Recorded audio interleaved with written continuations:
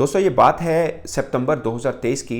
Pakistan cricket team के कप्तान भारतीय शहर हैदराबाद के एक 5 स्टार होटल में फ़ोन करके तमाम क्रिकेटर्स को एक हॉल में बुलाते हैं। वो हॉल पाकिस्तान क्रिकेट टीम ने बुक कराया होता है अपनी टीम मीटिंग्स के लिए। वहाँ पर बुलाते हैं और सिर्फ क्रिकेटर्स को बुलाते हैं, कोई मैनेजमेंट कोई और बंदा नहीं होता।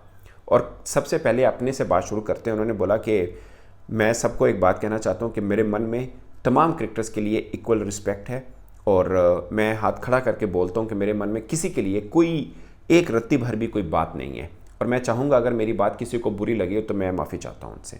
बाद में यही अल्फाज सब क्रिकेटर्स ने दोहराए और फिर बाबर आजम ने कहा कि हम भारत में मौजूद हैं, यहाँ पे हम ऑलमोस्ट सब के सब पहली दफ़ा आए हैं और नो वन नोज़ कि दोबारा भी हम यहाँ पर आ पाएंगे या नहीं आ पाएंगे, सब यही टीम यूँ खड़ी हो पाएगी या नहीं हो पाएगी, मगर हमें ये चांस शायद दोबारा ना मिले। वर्ल्ड कप के लिए आए हैं और मैं चाहता हूं बतौर कप्तान कि हम यहां से कुछ बड़ा करके जाएं। तो सब खिलाड़ियों ने बाद में बाबर आजम की इस बात के ऊपर तायद की या लब्बैक कहा और सब ने बोला कि हम भी दिलो जान के साथ खेलेंगे।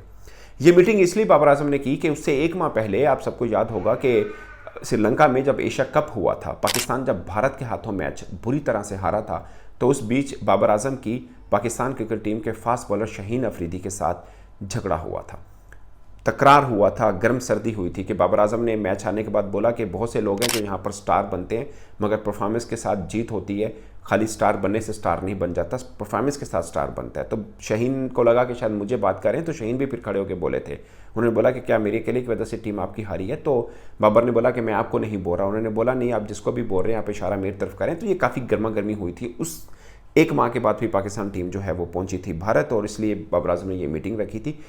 एक्चुअली में वो शाहीन के साथ और बाकी तमाम क्रिकेटर्स को ये मैसेज दे रहे थे कि मेरे मन में कुछ नहीं है, किसी और के मन में है और अगर कोई बुरा समझ रहा है तो मैं माफ़ी चाहता हूँ। बाकी सब क्रिकेटर्स ने सेम यही अल्फाज कहे और ये पैगाम दिया कि हम सब एक हैं।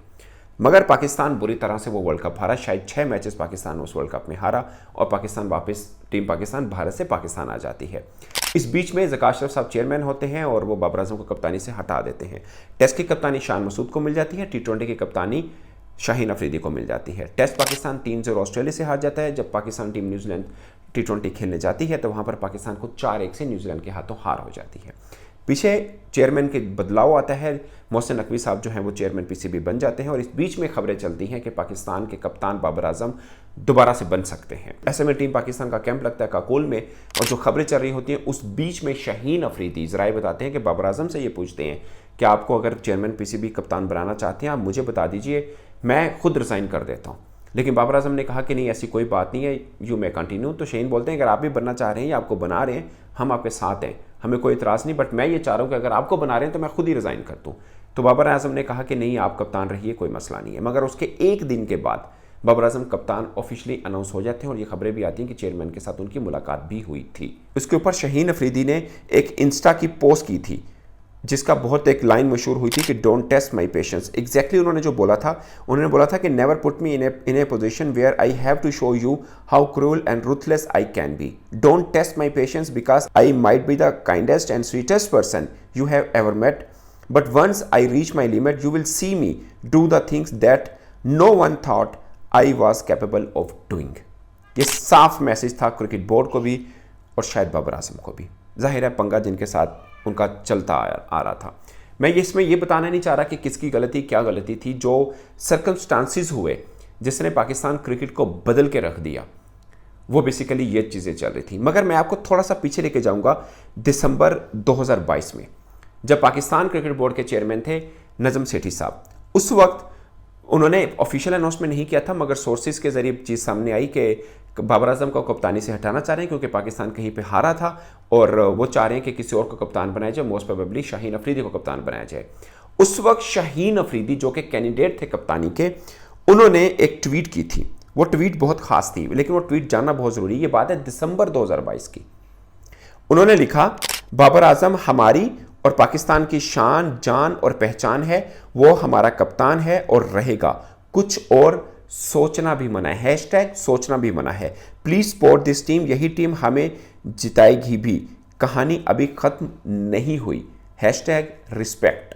कौन कह रहा है? Shaheen Afridi, who was supposed to be the candidate of Pakistan captaincy. ठीक है, उन्होंने बाबर आजम के लिए वो खड़े हुए थे। ये बात है दिसंबर 2022 की। वही शाहीन फिर आगे आकर 2024 के अंदर ट्वीट करते हैं कि डोंट टेस्ट माई पेशेंस।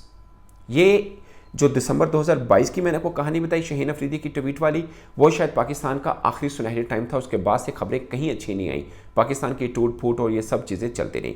फिर पाकिस्तान जाता है वर्ल्ड कप खेलने अमेरिका। उस बीच पाकिस्तान इंग्लैंड के खिलाफ सीरीज़ खेलता है, हम हारते हैं। अपने घर में न्यूजीलैंड की BC लेवल के साथ सीरीज़ खेलते हैं, पाकिस्तान सीरीज़ बराबर कर पाता है। फिर हम आयरलैंड के यहाँ जाते हैं, वहाँ पर एक मैच हारते हैं। फिर हम अमेरिका से भी हारते हैं, बामुश्किल कनाडा से जीतते हैं। पाकिस्तान वर्ल्ड कप से पहले राउंड से बाहर हो जाता है। उसके बाद ड्रेसिंग रूम में स्पीच करते हैं गैरी क्रस्टन, जो कि अभी बतौर कोच पहली असाइनमेंट उनकी होती है। और वो कहते हैं, या उससे पहले इंग्लैंड वाली थी, वो कहते हैं कि मैंने दुनिया भर में मुख्तलिफ जगहों पर कोचिंग की, खुद क्रिकेट खेली, देखी, मगर ऐसी बिखरी हुई टीम मैंने दुनिया में कहीं नहीं देखी। फिर बाबर आजम स्पीच करते हैं, उन्होंने बोला है मैं कप्तान हूँ इस टीम का, मगर मुझे पता है मेरे पीछे क्या कुछ होता रहा है, मेरे पीछे कौन क्या बात करता है, कौन क्या कर रहा है, मैं पागल नहीं हूँ, मुझे सब पता है।